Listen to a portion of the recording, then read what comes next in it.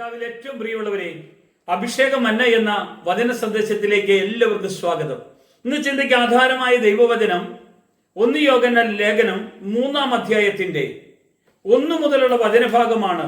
അവിടുന്ന് നമ്മോട് കർത്താവ് അരുളി ചെയ്യുന്നത്, കാൺമീൻ, നാം ദൈവമക്കളെന്ന് വിളിക്കപ്പെടുവാൻ പിതാവ് നമുക്ക് എത്ര വലിയ സ്നേഹം നൽകിയിരിക്കുന്നു.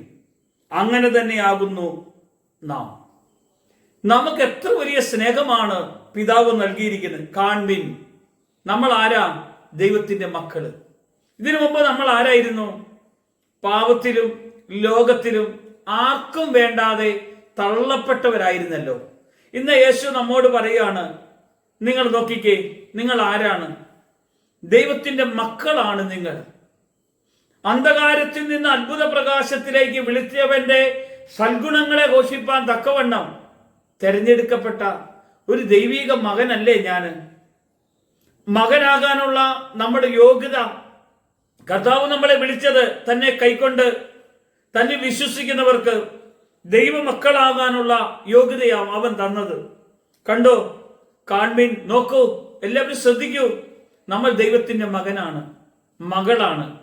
ദൈവമകനാകാനും മകളാകാനുമുള്ള ഒരു വിളിയാണ് നമുക്ക് കിട്ടിയിരിക്കുന്നത്. പ്രിയമുള്ളവരെ, ദൈവത്തിന്റെ മകനായാൽ ആ കർത്താവിന്റെ സ്നേഹം നമ്മൾ അനുഭവിക്കാൻ കഴിയും. അവന്റെ കൃപയെ നമുക്ക് അനുഭവിക്കാൻ കഴിയും. അവന്റെ ശക്തിയെ നമുക്ക് അനുഭവിക്കാൻ കഴിയും. അവന്റെ മഹത്വം നമുക്ക് അനുഭവിക്കാൻ കഴിയും.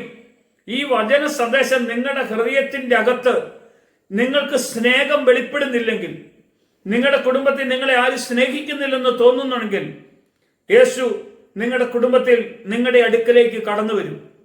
നിങ്ങളുടെ അകത്ത് മകൻ എന്ന പദവി തന്നുകൊണ്ട് നിങ്ങളെ സ്നേഹിക്കുന്ന ദൈവത്തിന്റെ സ്നേഹം വെളിപ്പെടാൻ തുടങ്ങും. സമാധാനമില്ലെങ്കിൽ ആ സമാധാനം വെളിപ്പെടാൻ തുടങ്ങും. സന്തോഷമില്ലെങ്കിൽ ആ സന്തോഷം നിങ്ങൾക്ക് വെളിപ്പെടാൻ തുടങ്ങും. കാരണം നിങ്ങൾ ദൈവത്തിന്റെ മകനാണ്. മകന് അപ്പന്റെ അവകാശങ്ങളുണ്ട്.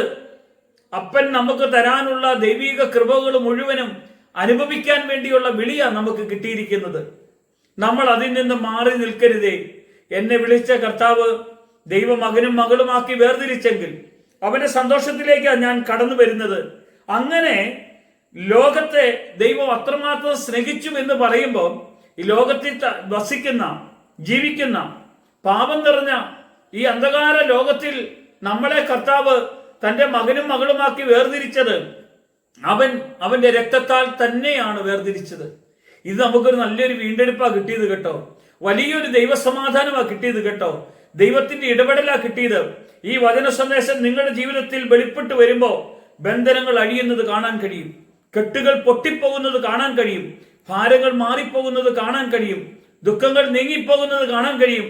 മകൻ എന്ന അവകാശത്തോടുകൂടെ അപ്പനെ വിളിക്കണം, അപ്പാ എന്റെ മേൽ കരുണയാകണമേ, എന്റെ മേൽ കൃപയാകണമേ, എന്റെ മേൽ അഭിഷേകം പകരണമേ. ഈ വചനത്തിന്റെ ശക്തി നിങ്ങളുടെ കുടുംബത്തിലും നിങ്ങളുടെ ജീവിതത്തിലും വെളിപ്പെട്ടു വരാൻ കർത്താവ് ഇടയാക്കട്ടെ. യേശുവിന്റെ നാമത്തിൽ തന്നെ ആമേൻ.